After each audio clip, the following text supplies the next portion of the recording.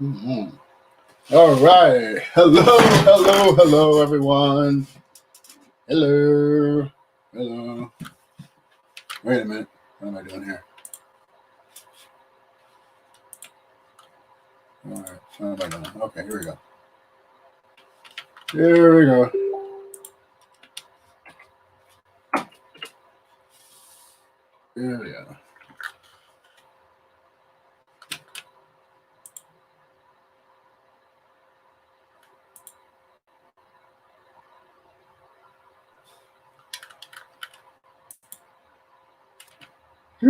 All right, so this is High Heel Night Reviews.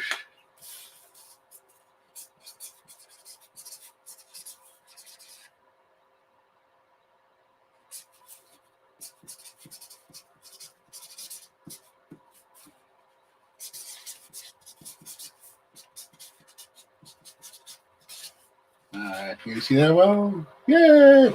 I'm waiting for a friend to come in.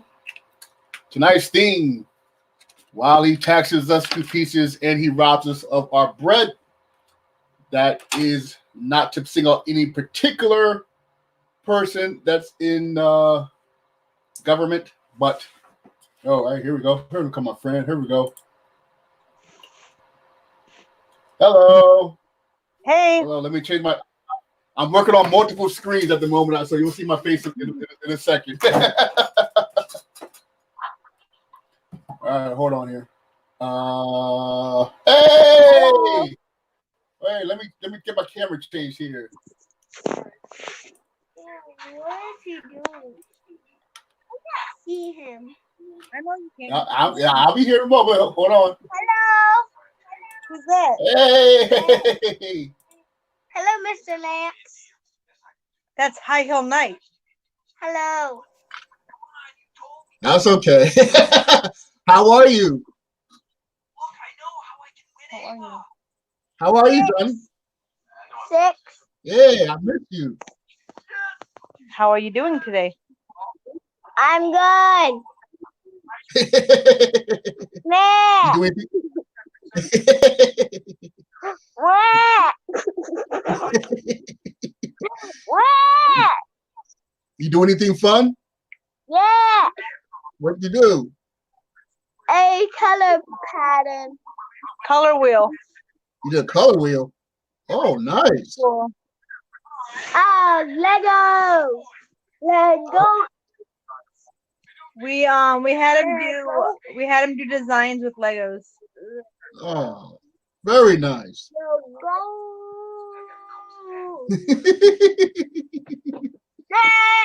He has energy tonight. What grade are you in now? Kindergarten. Oh, nice. That's a wonderful grade. Yeah, you got a lot of friends there and stuff. What? Do you have a lot of friends? You have a lot of friends at school? Yes, we have 50 friends. All right, you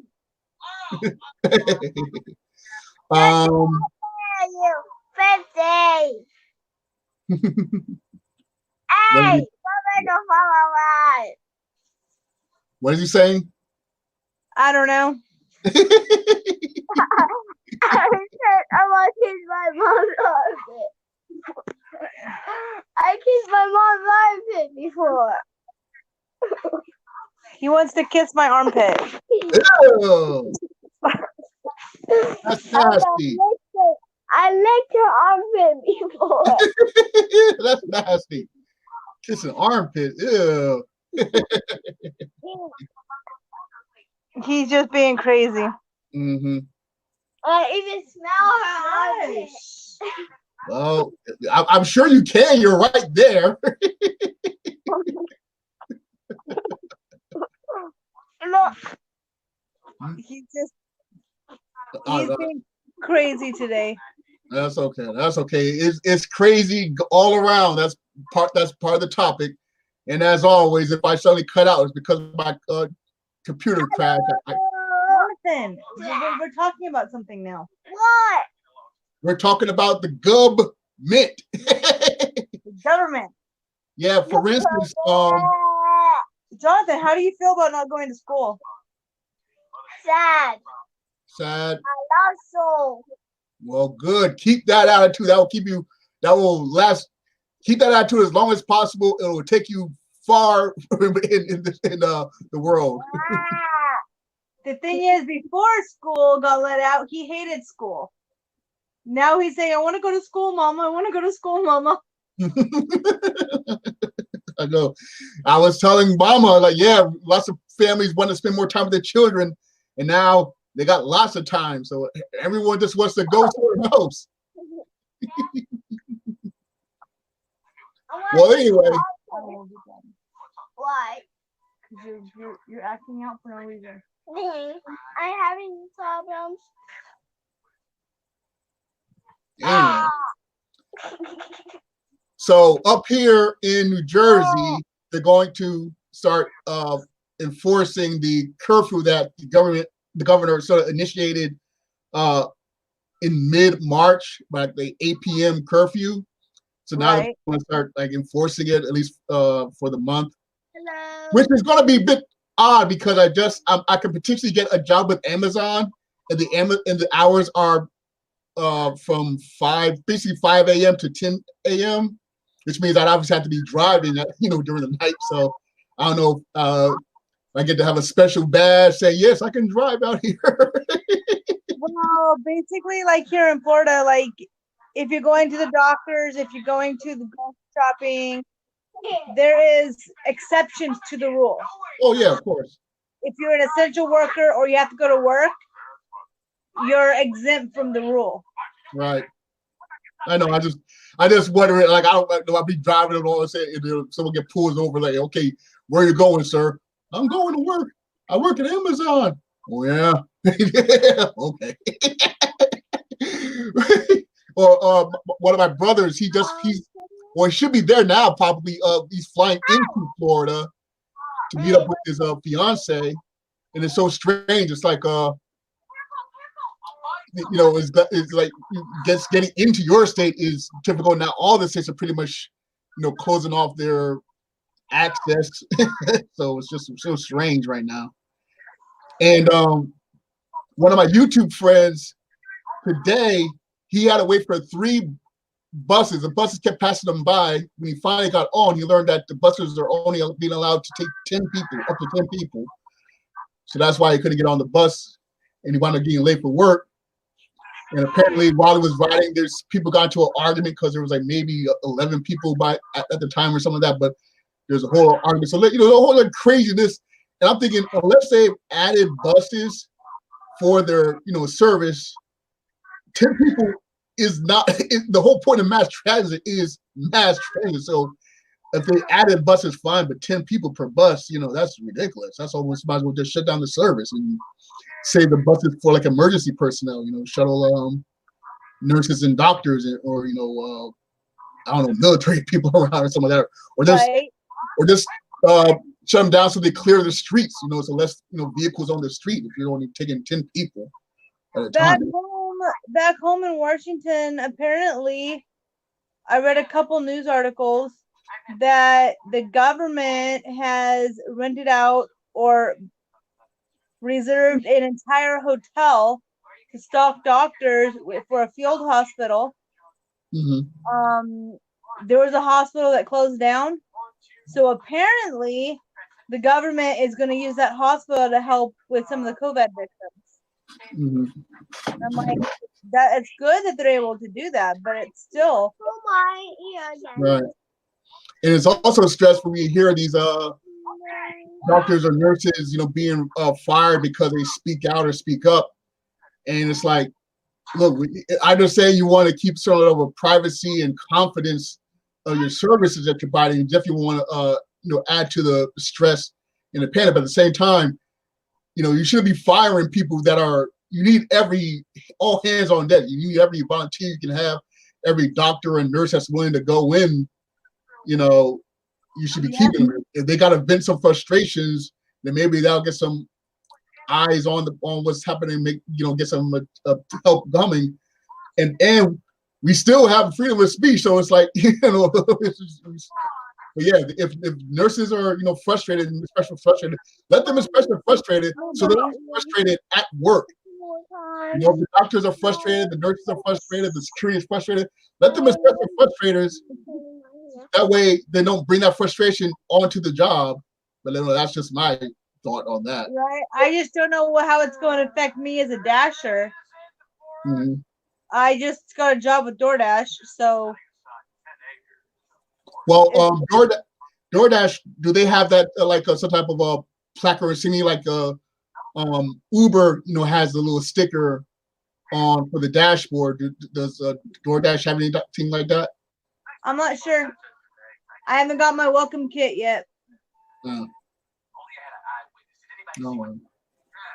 Well, hopefully delivery services are, as far as I know, are still operational because they're delivering food, so that's essential. Some people can't leave their homes, so it shouldn't be a problem. But of course, depending on how bad the situation gets, and we don't know how long this will be. Some places they want to reopen basically by the middle of the month. Some people do the end of the month. And the big question: this ain't going away in 2 weeks. Well, not going away, but just open, like you said, open enough just to get the economy going, get people out and about. I think with the schools, they should open like the elementary schools Mondays and Wednesdays are kindergarten and third grade. Just certain days where the kids will go to school.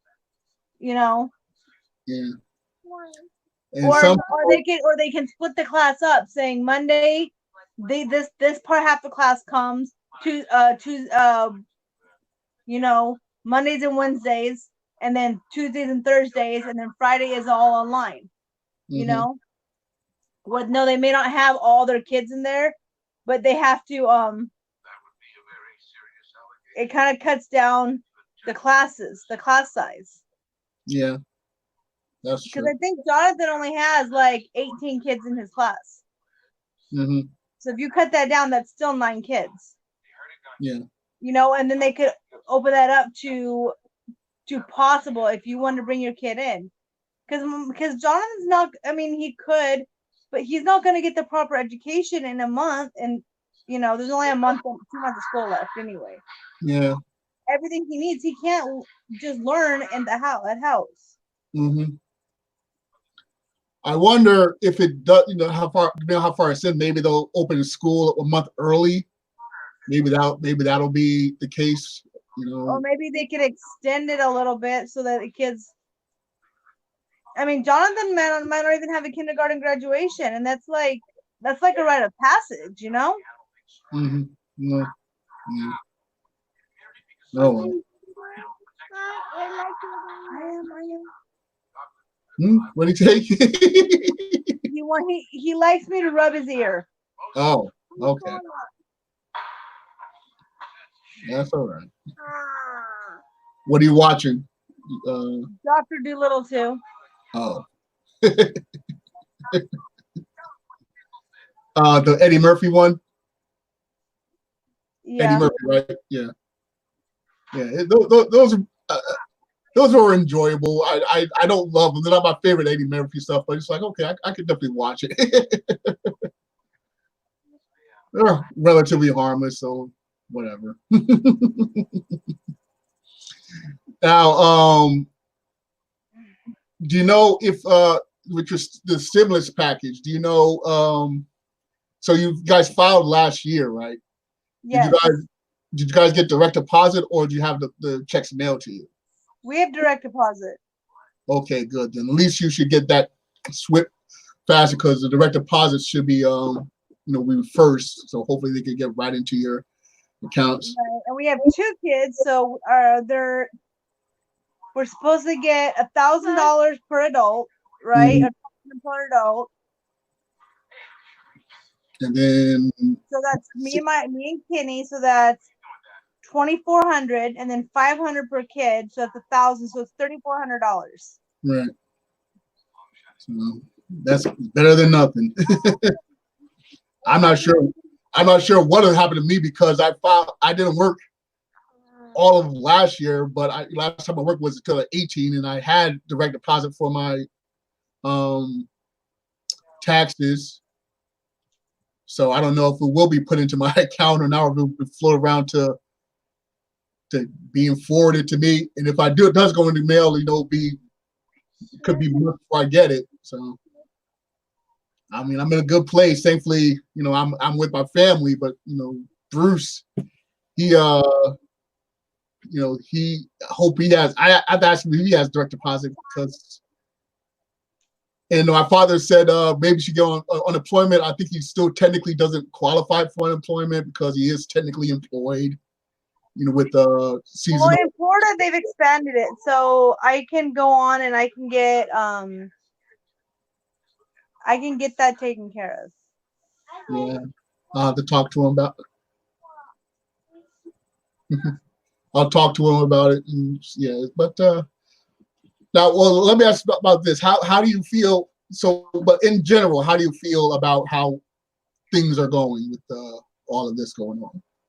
I think it's serious, but it's like I think it's I don't think it's too extreme, but I think it's too extreme. Mm-hmm. Like I stay home anyway. Like I'm not exposed to it. Like it's other people that are going out, so it's making it super difficult. Mm-hmm. It's the people that are hoarding cleaning supplies. Yeah, I get it, but do you really need 50, like the toilet paper? Mm-hmm. It's just so frustrating because like I know I need to go out and get stuff. I went out today just to pick up groceries, but the shelves were empty. Mm-hmm. It's like the government is like shutting down, but it's like, oh my god, we can't get food. So Yeah. It's too much. I think it's too much for me right now. Well, up here it's where I am. It's been so far so good with supplies. So I am going to go to shopping tomorrow to get a couple of things, and hopefully those will have some stuff. But it is a case of so far so good. But if there is some things that maybe might wind up needing, like message me privately, and maybe I might be able to secure them for you. But yes, right. But I bet the one aisle I didn't go down and check. Mm-hmm. But maybe I should just for shits and giggles when I go to Walmart tomorrow. Yeah. Like contraception, I don't think anybody's thinking about that kind of stuff because what's going to happen when all this shutdown is over, when people can't go out?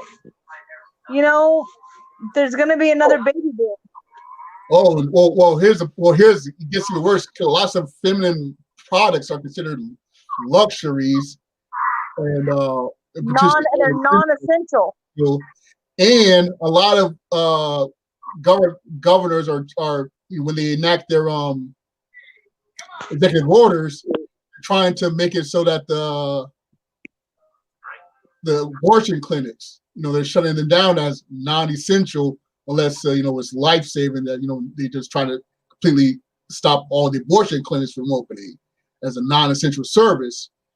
So yeah, it's like people are finding ways to work with the political agenda they have in mind with the situation, and it's like these clinics offer more than just abortion. That they do other things, but and it's still a health medical facility. So again, I would think you would want every medical facility open as much as possible, even if it is an abortion clinic. It's still a medical facility. There's one more medical facility that you can be using, to help people that are potentially in need. So that's something I'm frustrated about.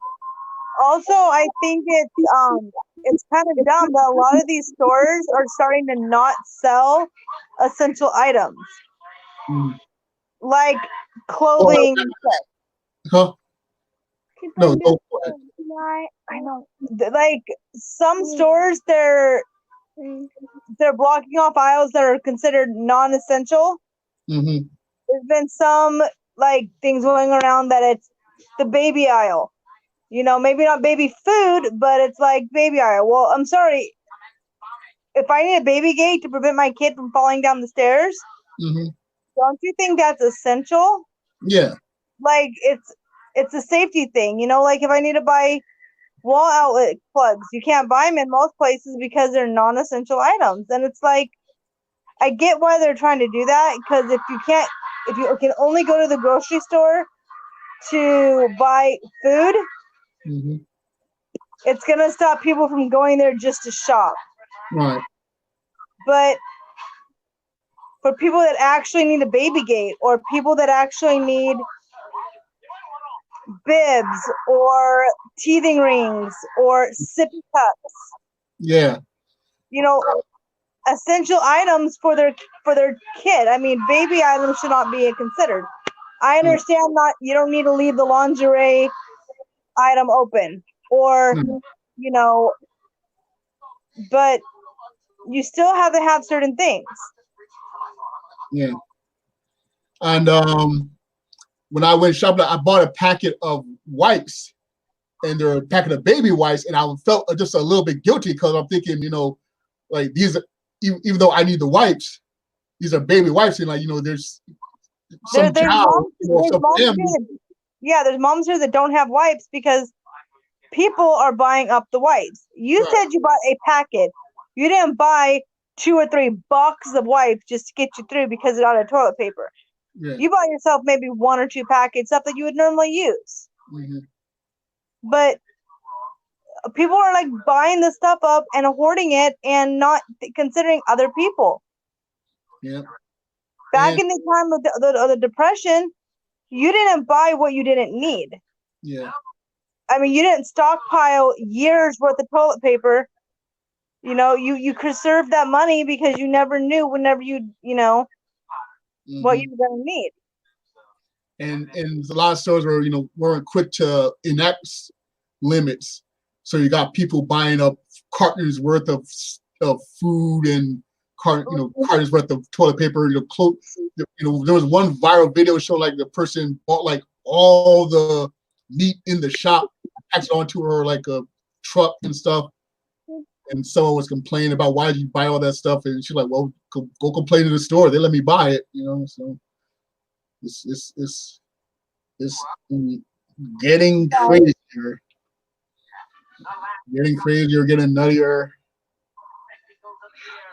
and Like I felt bad because when I go to Publix, I take Dad with me, and Dad buys 2 packets of hamburger meat, and I buy 2 packets of hamburger meat. That's 4. yeah. 2 per customer. Guess what? He's a customer. I'm a customer. Mm-hmm. You know, we got a family of 5 to feed. You can't feed a family of 5 on a pound of hamburger meat. Mm-hmm. No, I agree. Hold on, let me see if I make a meatloaf. For meatloaf for us, take almost 2 pounds of hamburger meat to make a meatloaf that will feed 4 people. Right. If my daughter's super hungry, we have no leftovers. Hold on, I'm gonna see if my father wants to join in here, because he's been keeping up. He watches news all the time. You know, like I said, I feel bad for having to do it that way. But whenever you can't even go to the meat market and buy hamburger meat, it's like, how are you supposed to, you know, feed the kids? Like macaroni and cheese every single day, you know, might be okay, but they need the extra protein in the meat. You know, they don't need as many carbs. They're picky sometimes. I'm typing. What does your dad call himself on his?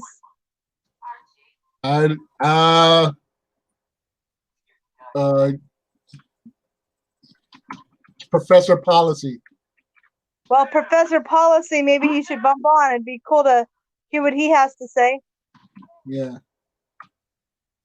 I'm sending him the link now. I was wondering if he'd be watching, because he knows it comes up. Maybe he likes to watch afterwards, but no. I invited one person. Because he believes that President Trump and his administration are doing an excellent job. Because I was like, okay. I think I think they're doing the best job that they can do considering the circumstances that they are put into. You know, I can't say that he can do anything better because I've never been in this situation before. We don't know what tomorrow's going to bring. Mm-hmm. And he's taking it day by day Yeah. and trying to figure it out. Oh yeah. I would say like I feel for most part what he's doing now is the best that he can do. But when we find out about this potential danger ahead of time, in January, it's like, and yes, we did have the distraction of the impeachment process and things like that, but still, it's like I wonder if someone had told him, hey, if this hits us, not only is it going to affect lives, but it's going to affect the economy. We probably would have jumped right on it because he loved, if it means about affecting money, he's going to be on it. And I wonder if anyone tried to communicate that or. I think he has the best interest of America involved in this Corona thing. Yeah. I don't think everything that he's done has the best interest. Mm-hmm. But I won't get into details about that but I think with this situation, he has put America first and tried to figure everything out. Oh yeah.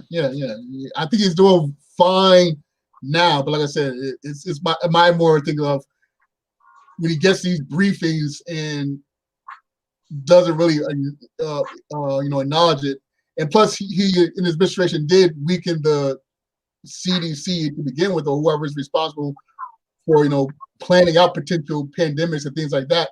We cut the funding for that, so I just wonder, like, hey, if I think all that just came to bite him in the butt.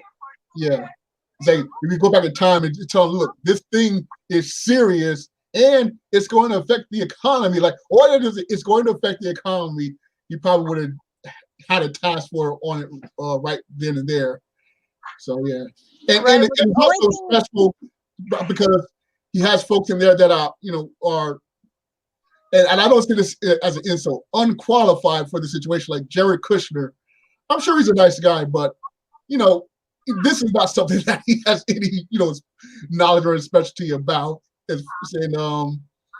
So a lot of people's generation are new to whatever they're doing, and now I think he just got a new chief of staff. So it's like it's hard to have faith in the system when so many people within the system are learning on the job. This is a new situation. This pandemic is a new situation. But when so many people are fundamentally learning on the job, just in general, it's hard to keep that, faith. So I was hoping my friend could join in, but he got the Resident Evil 3 game, so he's playing that tonight. And even like he posted, like he was saying, like he was complaining about the lack of leadership of the Democratic Party, and he was saying how Biden was staying in his sheltered ranch or whatever. And basically, I told him, look, it's like you can't complain about Biden staying at his shelter because we're all supposed to stay home every day. They're telling us stay home, avoid people, social distance. So you can't complain about somebody doing what he's supposed to be told. And it's like, well, he's practically the Democrat nominee. He should be doing stuff like, well, he might, even if he was a Democrat nominee, he doesn't have any power. He has influence, but no power. He can't enact, executive orders. He can't, direct public officials. He can't direct deployment of resources or deployment of relief efforts. It's like, what do you allegedly want such and such to do? Especially when the number one thing he can do is stay home and stay out of the way. And not he, but several other leaders are doing that. They're staying home as much as possible, working from home, working with phones and mass communication, things like that. So, there's just no point in complaining about someone who actually doing what they're supposed to be doing, even if you disagree with their politics. That's another thing that's just adding to the stress, where we're all in this crazy situation. Yes, folks find a way to work their particular political grievance or agenda or both into the situation. It just doesn't help anybody, as far as I'm concerned. Right. Well, what I do? Ah, I don't know. You're holding the phone. there we go. I have my phone turned on me. Oh, okay. Wait a minute. Let me try calling my father. Look, I want to get him on record with this topic. But then again, you might not just want to be on camera. All right, hold on. Let me see if I can call him. Or he might be watching a particular report since it is the 10 o'clock hour. Are you sure he's not asleep? There is a slim chance, but it is the news hour. He's probably watching. Let me see. Now let me try calling him.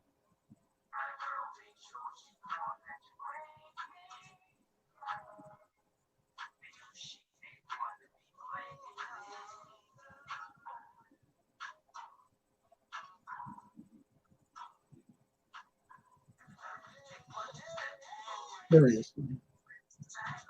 Hello.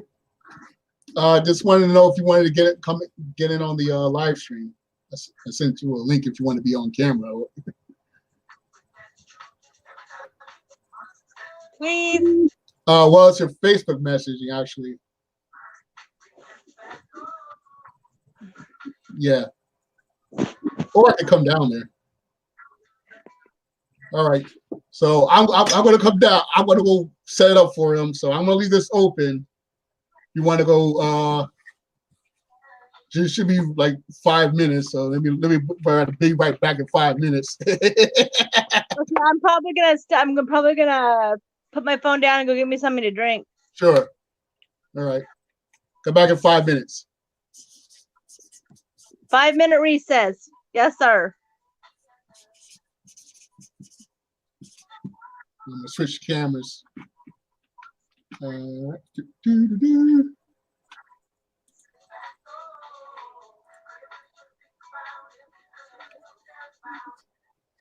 More. I can't see. No, I got it. I got to switch. There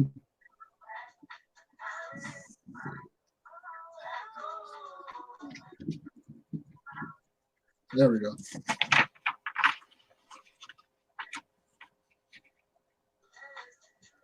There we go. All right. Let's go get down. All right. See you in a bit.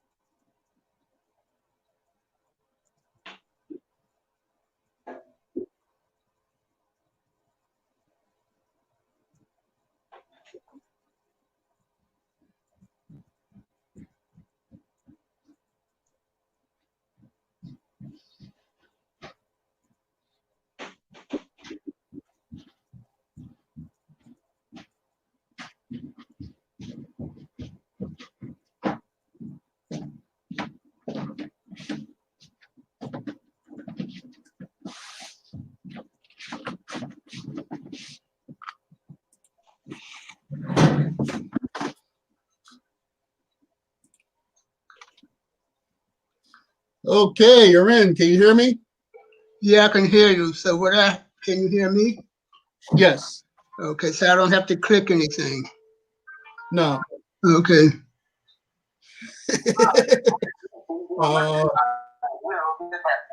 Let me switch my camera. Hold on. At the tone, please record your voice message. When you are finished recording, you may hang up or I press don't know pound how for to more hang options. up. Well, I already hung up, so. Well, Okay, well, I mean, I didn't know that mine was still talking. That's you should be able to push the red button on your phone. Do You what? should be able to just push like pull it to your ear for a few seconds. Wait, what, my phone? Yeah. I turned it off. Oh. All right.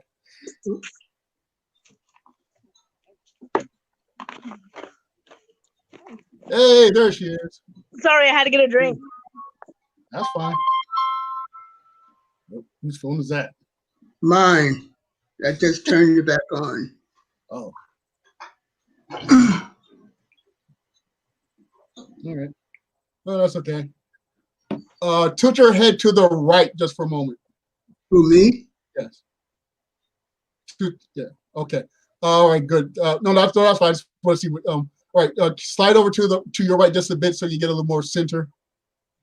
This. There we go. There we go. Wonderful. All right. So we're back. Okay. So there's my friend, my roommate, Tamara from Florida. So hi. Hi, Professor. Hi, how are you? So we've been chatting, and so once again, this is about government response. By the way, I'm wearing this. The idea is red, white, and blue. That's the idea with what I'm wearing here. But anyway, so I was talking. So actually, first of all, I was watching the news program, and the recent politician said that there might be they were talking about the stimulus package about getting the economy back online as soon as possible. Do you remember what who that person was? Like, was he a governor or a mayor or a senator? Who are you talking to? Talking to you, Professor. What was the question? Well, downstairs, you were watching the show, and there was a politician being interviewed about getting the economy back up. And what was your question? Do you remember who that person was, or what state or or organization he represented? No. No. Okay. that's right. That's right. Well, what are the new developments, or what are they talking about on the program you're watching? Nothing new. I mean, they keep talking about the same thing and giving the updates where we are and what they think should be done. But we're basically in a coasting. We're like, the newest thing was to put on the face mask. When they first started, they said the face mask didn't do any good. And so now they're saying, well, put it on, but don't do the PPE. Don't use the true one that they use in the hospital. Like you can just put an undershirt around your face or a scarf that women wear. Yeah, undershirt or scarf around your nose. And it prevents you from spreading, like if you sneeze, that'll prevent that. Or if another person sneezes, that'll prevent that. Because they want to prevent contact between two people. Oh, yeah, it helps limit the contact. Yeah. right. Well, now let me ask you this. You experienced? Did you experience the Depression era, or just No, no? I didn't. the time. Yeah, I thought so. Well, I was like, oh, you don't think he's that way, but you've certainly, you've been involved with government, not just as a spectator. How do you feel about the response overall, both nationally and here in New Jersey? How do you feel about how things have been proceeding? Well, nationally, I'm disappointed. I think the president should have acted, and he's still not really acting nationally. He's it's sort of like the Confederate States of America. He's allowing each state to kind of like the governors do what they want instead of saying each state should do this, and having a national response rather than a state by state response. Mm-hmm. In New Jersey, I think they're doing very well. Governor Murphy has asked for a lockdown, so between 8 p.m. and 5 a.m. we're supposed to stay in the house. But everything sort of like came on gradually, piecemeal. It wasn't like in February they said, okay, do this. It was like, okay, we went through February and then came March, and the president thought maybe by April, by Easter, and then the end of April. So it's sort of like piecemeal and gradual. Doesn't seem like a plan of action that's okay, this is what we're going to do everywhere. This is what everybody's going to do. It's like you're all on your own, and if it sounds good, you do that. And if it turns out good, then I'll help you more with that. Well, let me bring up this. You mentioned you feel that the president should be acting more national policy as opposed to letting the governors direct themselves. I feel, and we've had our discussions about the president, but actually I kind of feel that him leaving things up to the states has been the right decision, because each state has not only their own needs, but just the regions of the country, like New York, New Jersey, Florida, the coastal, California, they would definitely need a lot more need and danger than I imagine several of the inland states. And so I was thinking like, well, I agree that he should have acted much sooner. And I believe that if someone just said, hey, this is going to greatly affect the economy, damage the economy, he would have gotten his administration right on it. But yeah, it's like we sort of have the state governments for this sort of purpose. So basically, like, just from the outside looking in, I'm thinking, well, it probably is best to let the states do as best as possible. Although I disagree with some of the states' decisions. That's sort of why we have the state government in the national government. Some of the states aren't really acting to the best of their economy.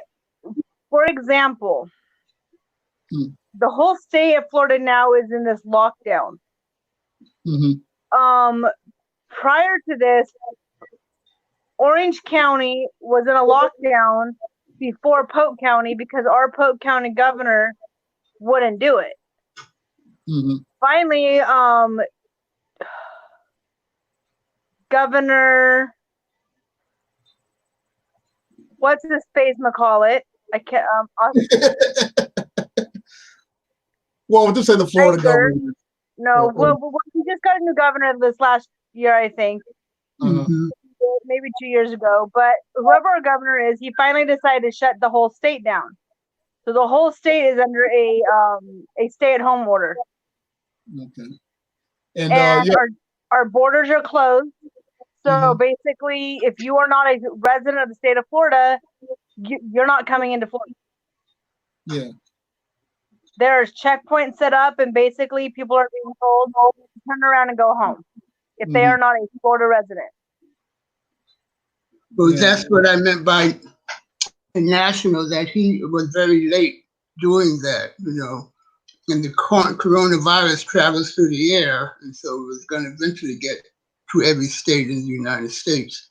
So my friend is like, well, maybe if I fly down to Florida, I can avoid a checkpoint.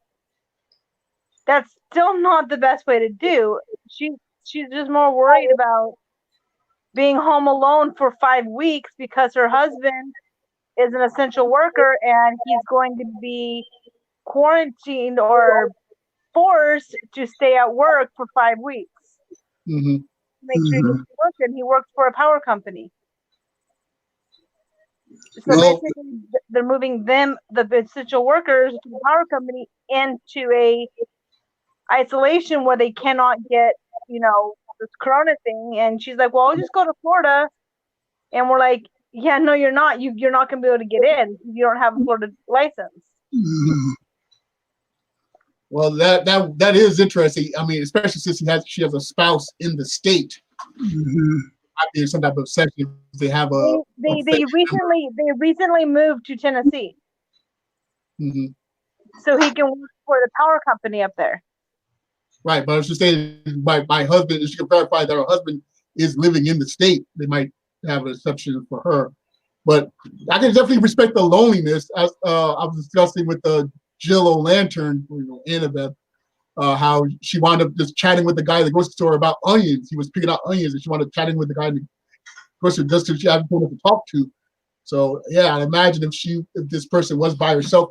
When I had the apartment, the studio apartment, and I was living by myself, after middle of the second month, I was going nuts because it was just me and my thoughts all the time. And thing is, I get that way recently. My friend, she goes to my church. She's an essential worker. She has 2 older boys that she has to leave somewhere, not on her property, because she's living in government housing, and the government housing says that she can't leave her kids at her house. So they're staying with me. I am still going absolutely berserk because I got my 2 kids and her 2 kids. So the kids are 12, 10, 6, and 2. And it's like, oh my gosh, people just be quiet for 5 minutes so I can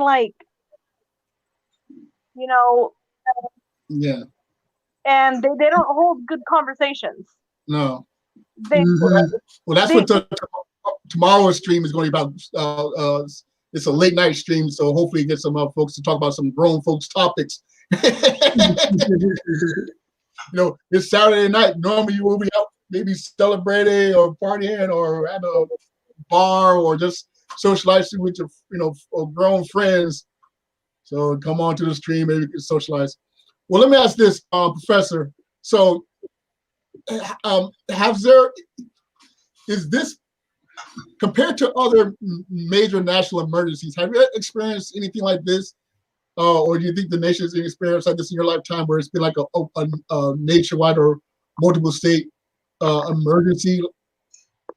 No, nothing like this in our lifetime. I've never been like a shutdown where you couldn't move and you had to stay in your house and you had to stay away from people and the businesses were closed. Just certain businesses are open. It's totally new to me. So it kind of reminds me of hurricane season. But I remember, I just start remembering that they used to have the sirens, the warning sirens in case there was an attack. They had the duck and cover training and things like that. So while that's only a different national emergency, how would you compare the tension of the nation? Well, those were something like the warnings we get now on your phone. How you get those alerts, and this is a test of an emergency, and it'll last a couple of minutes. And so that duck and cover was like the fire drills. You would have to go out. If you're in the school, you got up and went outside and you stirred around, and and then you went back in. So the duck and cover was like that too. They would have to call the duck and cover, and you'd get under your desk and maybe stay there for a couple of minutes and then would resume. So it wasn't a national like this. I mean, nobody on the street was asked to duck and cover, just like a clear some type of thing. So We're just asked to wash our hands. Yeah. Like what kind of things can we prepare for the future for this? It's like, okay, the bell rings, like the fire drill, the fire alarm goes off, and everybody goes to wash their hands, or everybody runs for hand sanitizer. Mhm. Like, this is something they can't just prepare us for. Yeah. I mean, they can prepare us for a fire drill. They can prepare us for an active shooter in school, an active shooter in a store, nevertheless, an active shooter, a bomb threat, a tornado in Florida, a hurricane. They Mhm. prepare Yeah. for earthquakes back in Washington State and all that. They prepare you for all that. Here they say, wash your hands and pray you don't get it because you might die. Yeah. It's not like, oh, get under your desk, or, oh, get out of the building because it's on fire. There's Mhm. there, And there's you, no protecting except the singing, um, Mhm. ABC is while you wash your hands. Yeah. Yeah. And then you can still have it and not know you have it. That's Yeah, and being asymptomatic. right. Yeah. And then you get the dumb people that go around and yell at kids because they have a cough in allergy season, which you cough when you have allergies too. Mm-hmm. And then they get up this fear, that this person that has allergies is spreading the COVID, and it's like, Right. Well, let me ask this: when this does pass, how do you think? A lot of people are asking, how long will things get turned back to normal? How long will it take for people to feel safe to go into movie theaters, go to concerts, go to travel? I mean, I remember seeing a picture a couple of days ago of a beach. So one county was closed the beach, so there's no one in that section, but the other county hadn't closed their beaches yet, so there were still people out there. So how do you think we go forward from what we did? Like, do you think people will still be like handshaking with elbows, or we go back to handshaking? Will we go back to life as normal, or I honestly long-term don't think life is gonna go back to normal. I think there's Mm-hmm. going to be a lot of permanent changes that things that put in place, like the cough guards at the stores. I think those are probably going to stay up. I don't think those are just going to come down. Mhm. Those are safe anyway, because things like I had this hand washing and the sanitizing. I think all that is going to be more, because I think it was a wake up call that germ warfare is out there. I'm not saying this was a germ warfare, Mhm. but it's germs versus the body, and I think that the government is going to be a little bit more strict on the control of it. Yeah, because this was not an attack, but theoretically speaking, this could have been an attack. Someone could have released some type of viral agent, and it's sort of like this is sort of like, I guess you could say, a trial run. So perhaps once this is all settled down, maybe the governments can look into having set up a protocol for this. That's what I mean. Like, there's gonna be changes, and it's gonna be permanent changes that everybody's gonna have to learn to adjust to. Yeah. It may not be everybody has to stay 6 feet away from each other, because that just ain't gonna happen. I mean, I need my hugs. I need my human interaction. That, oops, I'm sorry, I accidentally bumped into you. Mhm. Now it's like everybody is like, you're 6 inches from being 6 feet away, and people are freaking out. Yeah. It's scary, but it's not. I'm not that way with my neighbors. Like, Mhm. Olivia right now, she spent the night at the neighbor's house. She's Yeah. been the last 3 nights at the neighbor's house. She's the neighbor is babysits her a lot, and was like, you mind if she comes over? I said, I don't care. Like, Mhm. her neighborhood. We're not like we're going out. I don't take her out to Walmart. I don't go out very often. You know, Mm-hmm. I can't stay in and be afraid all the time. Yeah. But I'm not gonna go out to parks. I'm not gonna go lick grocery carts just to, you know. Or lick toilet seats, as some idiots were doing, viral sensation. Were you going to say, challenge? Well, I was going to say, like the flu, they have annual flu shots. They don't have a flu shot that you take and right. And I don't think if they do come up with COVID vaccine, I don't think I'm going to take the COVID vaccine for a few years because they don't know what the effects of it's going to be after they start testing it or doing it to humans. They don't know what the long-term effect is going to be. That first year, I might not get it. Mm-hmm. Well, actually, that sort of, I was thinking, a lot of folks, they avoid vaccinations because they don't trust the government, or because the government has done nefarious things with testing populations, things like that. But now that we've all experienced this pandemic, it's come to the point where we got to start trusting the government. That hopefully that when they have those vaccinations in schools and things like that, do you think people will become more open to having vaccinations now that we've all experienced this, or do you think people become more reluctant to have those kinds of vaccinations? I don't know. Probably a little of both. Yeah. I'm kind of more reluctant because this isn't like SARS have been around for a long time. COVID-19 is a mutation of SARS. Mm-hmm. Okay. That's because it's a coronavirus, which is SARS. That's mutated, and that's what comes up with COVID-19. However, the flu shot is not 100% accurate. Yeah. It changes. So just because they have a flu shot or a shot for COVID this year, doesn't mean that when it mutates next year that it's even going to work. True.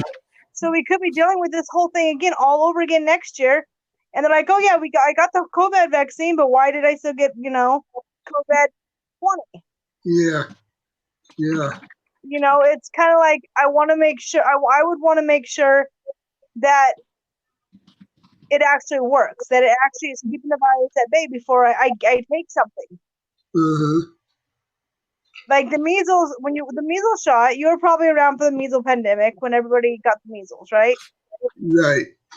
So when they had measles, it stopped the measles. Mm-hmm. I got the measles when I was young, so that's before they had the shot. Right. And then once you get the measles, you become immune. Right. Yeah, because you can never. Yeah, but like the measles shot, it prevents the measles. Yeah, the measles shot. Yeah, that came right. after. And if you don't have the measles shot, and you go around and have a measles pox party, which is for somebody that has the measles, they go around to people that are unvaccinated, and they spread it purposefully so that kids can get the measles and they can become a natural immune to it. Mm-hmm. But with COVID, what more do they know about it? They don't know everything about it. It's taken how long for us to figure out the measles? They're not going to figure out everything about COVID in the little 3 months, 4 months that we've actually known about it. Yeah. Mm-hmm. So I would want them to do a little bit more research, and know more about it than just, we have a shot within a year. Mm-hmm. Okay, how do we know that shot that didn't kill the mice is not going to start mass killing humans? Well, I will say to help with that concern, on the Daily Show, they actually interviewed a person. Their company actually had been researching COVID for like 10 years. And they were like, so they are at a potential treatment, vaccine or something. Of course, they got to be a clinical test and something like that. And they got their, again, funding cut last year. But now that this pandemic's happened, I'd imagine they're being taken a lot more seriously. But yeah, they have been definitely looking in. There has been an organization dedicated to this particular strain, or well, not this strain because it's 2019, but you know what I mean. Like they've been looking into the coronavirus for about a decade now, so there is some level of hope. It's not completely brand new for some folks. Right, but the COVID-19 is new. It is the newest strand out there. Mm-hmm. So I would just be more reluctant to take the COVID shot just because it's new. The flu shot's been around for a long time. Mm-hmm. They know they gotta tweak it every year to try to get the right strand to kill. Mm-hmm. Mm-hmm. But with COVID, are they going to get the right strand? Is it going to mutate again? You know. Yeah, well, I guess you could be, if it's something you have to get each year, then you could probably wait. But if it's something that gives lifetime immunity, you can Right. still wait and see what happens. You know, but the people who get it and 2 years later, they seem to still be immune to it. That would tell. And I'm wondering if the people that got that are surviving COVID, are they going to be able to get COVID a second time? Yeah, they would. That's what the immunity would tell you. That's what the shots would tell you if you get it a second time. You know, once you get the COVID shot, then they'll follow these people and I guess shoot them again with the COVID virus and see what happens. You know, people have to agree to be guinea pigs. Mm-hmm. And you do have some people who agree to be guinea pigs. Sometimes they're paid. You know, a lot of times they're paid. This would probably be like a really a lot of money to be paid to get a disease that could kill you. Mm-hmm. So yeah, well, let's switch things up for a bit. Let's switch things up. So you were so Professor, you were telling me that was it our county or was it our state that had like A+ last week for social distancing because they were tracking our cell phones? Like, do you remember who? Yeah. Social distancing. They were able to tell who was staying at home and who was still on the road. You know, compared to before they were tracking. And states like New York, New Jersey, Connecticut, and northern states, whereas the virus is more prevalent at the present time, they were gray. And then the southern states, they had like red, they were red. And red meant that the people were still moving around, and gray meant the people were staying at home. So they were tracking the cell phone movements. So, let me say hi to whoever just joined the chat. I see that someone has joined the chat. So hello, whoever that person is. Post the comments so I know what your name is if you like. Welcome, and we're talking about the government response, positives and negatives, and we're talking about right now how our county, was our county in New Jersey, or was it county or the state? State. Right. So the state of New Jersey last week scored an A for social distancing by monitoring cell phone physical locations of people, seeing how much they were congregating and things like that. But my thought is, well, it's great that we're social distancing, but the government is tracking our movements with our cell phones so relatively easily. So it becomes a question of privacy. It's more likely probably your cell phone, it pings off of a tower. So if your cell phone is constantly only pinging off of one tower, it means you are stationary. Right. If you're pinging off of the next tower, the next tower, and next tower, it means you're moving around, you're actually leaving the house. So it's probably going off of how many pings. Right. Are moving. But the question is, how do you feel that the government can track people's movements that way so freely? This right now is for the greater good, but you know, as Jill Lantern was saying, how it's not quite like an oppressive regime, but it knocks on those doors of how safety, surrendering our safety and our rights and our privileges, and you don't want to get to a point where it's like say Italy, where they got mayors threatening the citizens to stay home, like the college kids don't have parties or else we'll send the police with flamethrowers. So now our government, they're tracking our movements. I mean, technically without our permission. So, from an ethical standpoint, how do you feel about that?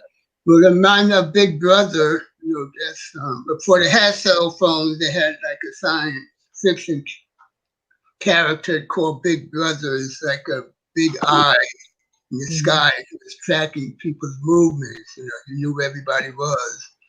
So it's sort of like coming true. It's Jill Lantern and Hideaway. Yeah. Hey, well, hi guys. Say hi to them. This Annabeth and her boyfriend. But they're Hideaway and Jill Lantern. So, well, if you guys choose to join in, that's fine. If you just want to watch what's happening on, that's fine too. Jill Lantern said she wanted to abstain from the topic because she might, because she had her own feelings about the issue. They just wanted to abstain. But guys, if anytime you want to join in, feel free to join in.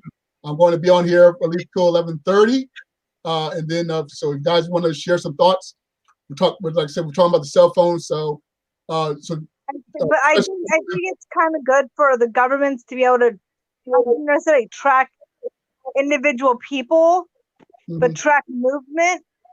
So whether they know they need to change the policies and stuff, because if people are staying home and they're actually obeying the laws or the rules put in place, then they don't need to bring in more patrol to patrol a certain area, or they don't need to bring in flamethrowers to break up major parties. It's kind of sort of good that they can figure out that people are not congregating, that people are listening to a stay-at-home order, that people are just being chill and staying where they're supposed to be, because it's kind of helping the greater good to figuring out what the government needs to do to keep everything from spreading. Yeah, everything is as long as it's for the greater good. But like I said, if you have some nefarious ruler, then that's bad. Yeah, as long as they're just using it for data input, that's one thing. Versus Mr. High Heel Knight this is where he's staying at. Let's go knock on his door and figure out why he went to the store at 2:00 in the morning to pick up baby wipes, and take them from another. It's like. As long as they're not using it against people, but to figure out what the greater good is for. I mean, I'm okay with the government knowing that I went to the grocery store, or that my number went down the road, and I spent 20 minutes at the grocery store and came right home, and that's all I did. That's all I did. It went down and came back. But now with me being a dasher, it's going to be all over the place. All right, now let's ask another topic. So we have the stimulus package coming to everyone. Hopefully, everyone will get there at some point. But the Daily Show again interviewed Andrew Yang and sort of teased like, hey, they sort of stole your idea of giving people $1,000. And Andrew Yang said, well, his idea was to do it monthly, not just one time. So with the stimulus package coming, let's assume that it does well. As a whole, do you think that maybe is it one time? Do we say is this something that should become standard if we have such a similar pandemic? Because hopefully we will not have to face something like this again anytime soon, if ever. But do you think just the idea of this stimulus package is a good thing, should we do it more than just one time for this pandemic? Should it be monthly until we get the all clear? How do you guys feel about that? Yeah, I was in favor of Andrew James' concept of giving everybody, $1,000 a month. So no matter who won, I was hoping they would take his idea and put it into practice. So I think that's a good thing, to have a flat monthly income coming into everybody. I think they may readdress it after May or at the end of the month about redoing another packet, just depending on what is going on with the pandemic. Mm-hmm. I don't think they're gonna do another such as a big. They might go down to where it's $1,000 per family instead of $1,000 per adult. I think they might just bump it down to $1,000 per,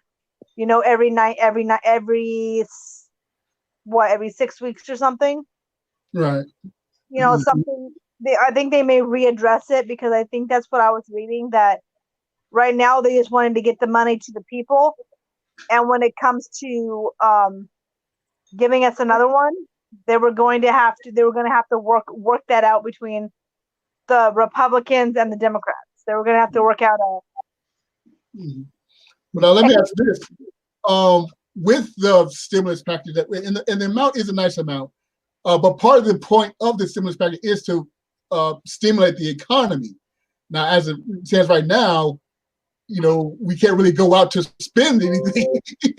And a lot of places we can buy things online, but as you mentioned earlier, Momenti, how essential products or products that are not deemed essential aren't being allowed to be sold. So even if people have relative this money to pay their major bills, like say their rent or their cell phone bills, as far as stimulating the economy, are we really going to be able to stimulate the economy when so much of shopping opportunities and service opportunities are shut down? Right. I went to order something on Amazon yesterday, and I was told that I could take up to 2 months to get it to me because it is not an essential product. And I'm like, I need my daughter needs a new pair of shoes. I can't buy a pair of shoes. It's like, well, no, apparently not. There's some person like they're cracking down on the codes, and she just we need size 7s, and it's like, how am I supposed to buy her a pair of shoes? Right. I'm not allowed to buy her a pair of shoes, but if I take her out in public without shoes, the state's gonna be on my butt for neglect. And it's like, I'm not neglecting her. Y'all just won't let me buy shoes. Yeah, that's I just need a pair of shoes. Like, I don't care if they're little purple polka dotted unicorn slippers that I can put on her feet. Like, your children are constantly growing, so they, they grow out of their clothes all the time. So and they're saying that clothes for kids are not essential. Right. Well, every once in a while they'll open up something else. So maybe you should let your representative know about that. Just like New Jersey, nurseries were closed, and then they opened the nurseries as being essential. The nursery flowers I'm talking about, to buy plants, because they said people who are home, maybe they want to start like growing plants indoors, like you could grow herbs indoors. Oh my goodness, I forgot to water my plants tonight. Oh, yeah. So take care of your plants. So I got tomatoes galore. They decided to open the nurseries into as an essential thing. So you could probably let people know that children grow and they need shoes and clothes. So kids start walking, and you need baby gates so they don't fall down the stairs. Yeah. She was saying she wanted to buy a baby gate, and they're considered a non-essential item, or the coverings for the outlets, non-essential items. Non-essential. It's like, how is baby products non-essential? Yeah. Babies have to be washed. If you cannot go get shampoo to wash your baby with. Yeah. Their skin is different. You can't just use Axe shampoo to go, or Old Spice shampoo you know, to go wash your newborn with. Mm-hmm.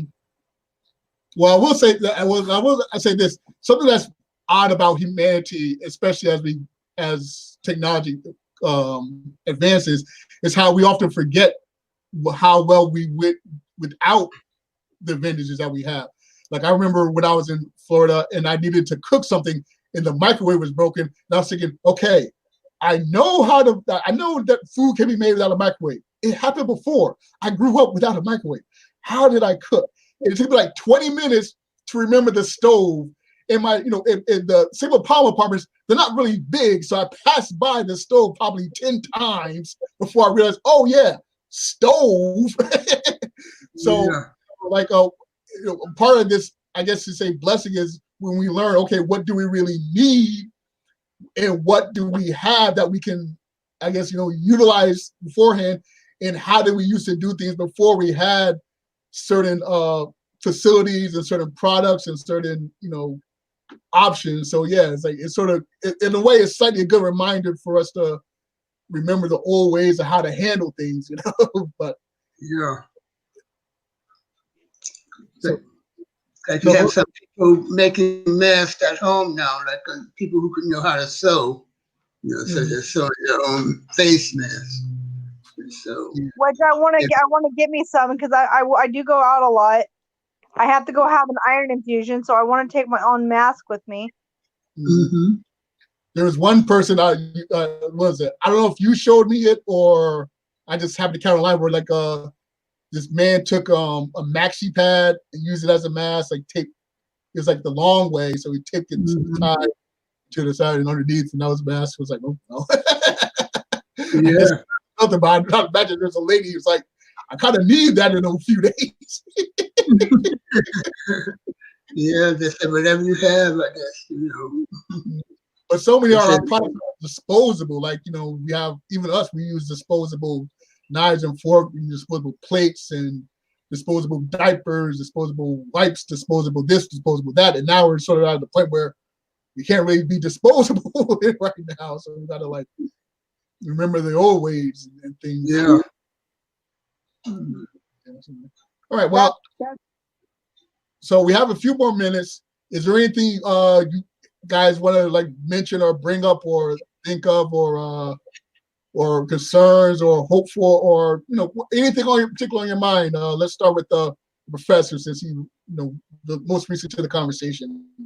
We chatted for a while. So I was trying to think while you were talking. Oh, okay.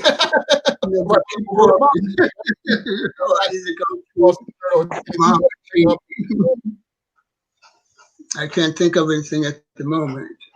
I bet once we log off, you probably think of something. The only thing I can really think of is how is this going to affect the kids socially? The kids have been affected greatly by this because they went to school on Friday and that's it. They didn't get to say goodbye to their teachers. They didn't get to say goodbye to their friends. There's no more seeing their friends. There's no more, there's nothing. Yeah. It's like they're living in this isolated world. And that's kind of why I'm with Jonathan, at least. Jonathan is a very social person. Mm-hmm. You remember that, Mr. Lance? Yes. He's very, very, he needs the company of others. Mm-hmm. And when he's cooped up all by himself in a house, he doesn't do well mentally. Like, the shutdown is killing kids, and it's not killing them in like, they're dead kind of way. It's kind of killing them like mentally because their brains are so little, they don't know how to process it. Yeah. My daughter sees me home all the time now. She's loving it, but you can tell with Jonathan, he's not taking it. You can see that he's not taking it well, and it breaks your heart because you can't do nothing about it. You can't fix it. Well, Professor, actually, you used to work with social services, right? Right. How would you what advice theoretically would you give families who have the small children that are feeling isolated because they are isolated. Yeah, right. It's very hard because most they're trying to excuse me. You can take some water. I have water. I learned that the first night. Have some water with me. Oh, well, if I get water, I have to get up and go get it. Oh. Go get it. All those water bottles you have by the computer. No, but I finished them. These are masters. These are not mine. See, Jonathan's best friend lives across the street, and I literally have to. Okay, I don't tie him down, but I literally have to like hold him, like bear hug him until she goes inside for him not to run over there and give her a big hug. Yeah. Well, so what advice or would you give families there, Professor? Well, I think she's doing everything right, Well, not her. I'm just saying in general. Like if you were a social worker in this time, like if you were still like, how do you think what advice or recommendations, or how do you feel that what would you tell families that are having smaller children and things like that? Oh, well, I guess I'd have to tell them go online. Like I've been trying to tell them children online too much, but now if they're going to be in the house all the time, then you ask them to go online and find things that they can do on the line, and like they're doing now, communicate with their friends online. Our nephew, my grandson, he plays these games with people over there in China, so let them hook up with people on the internet the way we're doing now, and talk to them and communicate and engage with them that way. Yeah. Till they can physically, do it in person. Yeah, I remember someone joking, like a lot of people joke and say, so all we got to do is stay home and work from home or be home all the time. So so if you're a gamer or a computer personnel or something like that, you're already like years of experience just staying at home or staying in one location, isolated. But teenagers, they're on social media a lot more now with their cell phones and things like that. Like Cameron, she'll be on her phone all day, right, friends and stuff. But even still, they are human beings, and I wonder how those teenagers, if the isolation has now started to affect them, so they're accustomed to interacting online more than we are.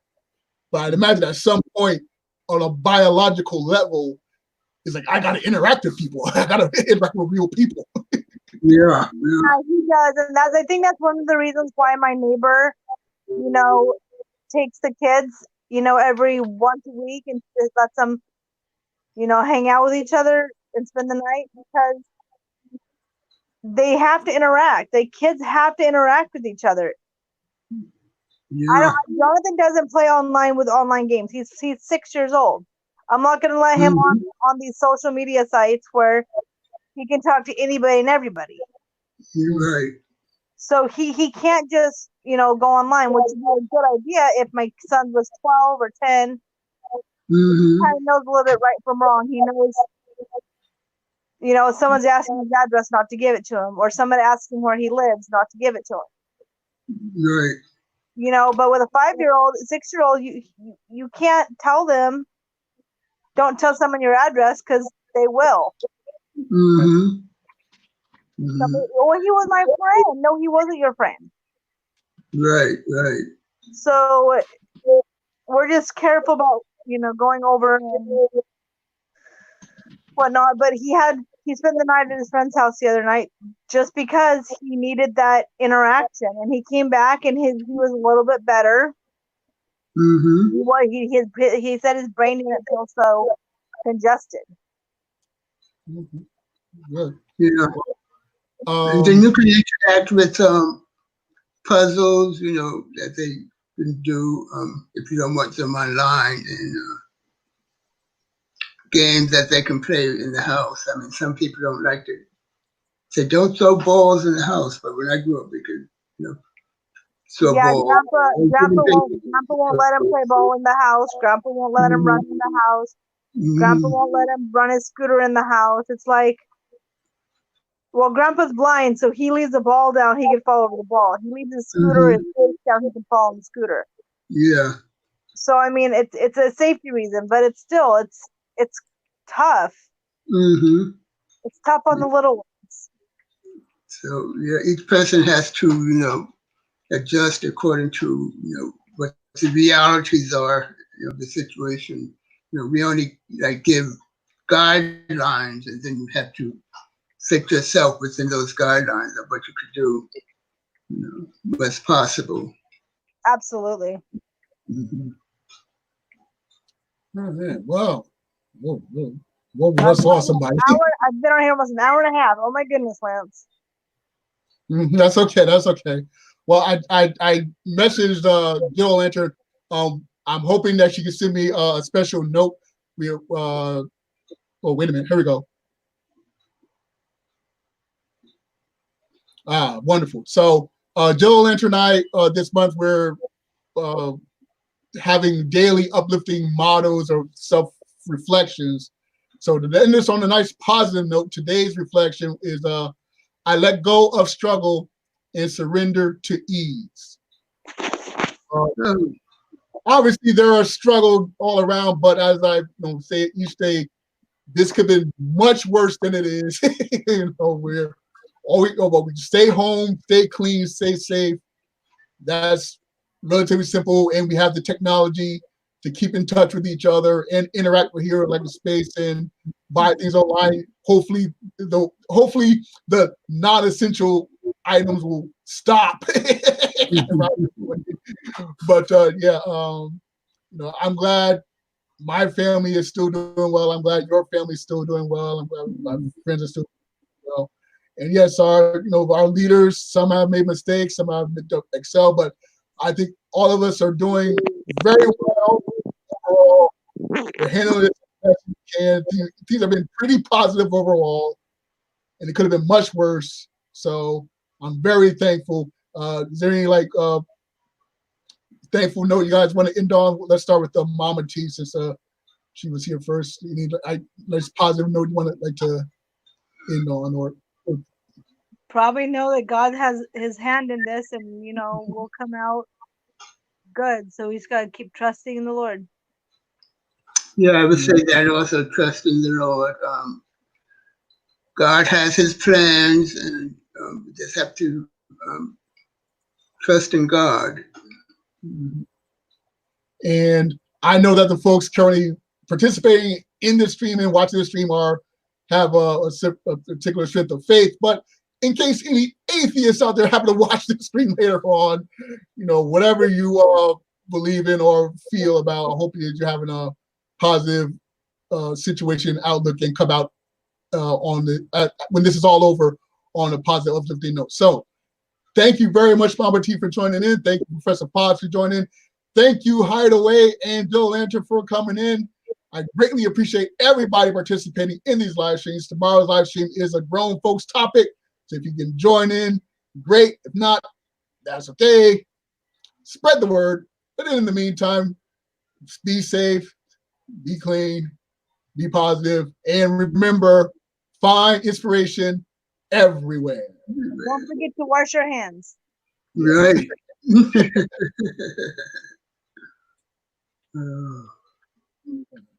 I'm ending, clicking the end button. End.